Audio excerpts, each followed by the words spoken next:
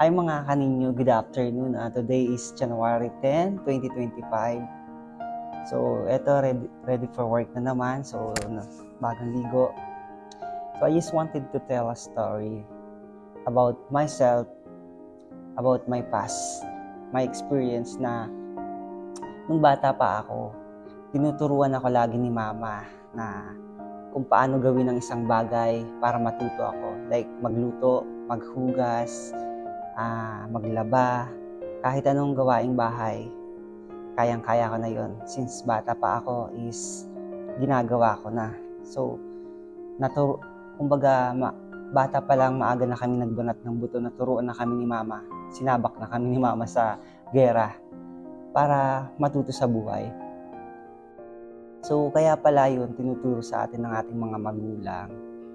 Dahil, balang araw, tulad na ngayon, in the future pala is para din sa atin yon. So, like, kung independent kami ngayon sa buhay, mag-isa ka lang sa buhay, alam mo na yung gagawin mo, hindi ka na matatakot, hindi ka na tatanga-tanga. So, confident ka sa gagawin mo sa mga gawaing bahay, like sa pagluluto, kung paano maglaba, paano maghugas. So, hindi mo kailangan ng katulong, hindi mo kailangan ng nanay o ng kapatid o ng ate o ng papa.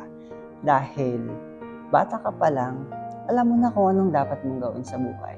So, isa lang masasabi ko sa inyo mga kaninyo, kung ang magulang nyo ay concerned sa inyo at tinuturuan kayo sa gawaing bahay, huwag po kayong magagalit at huwag po kayong magre-reklamo.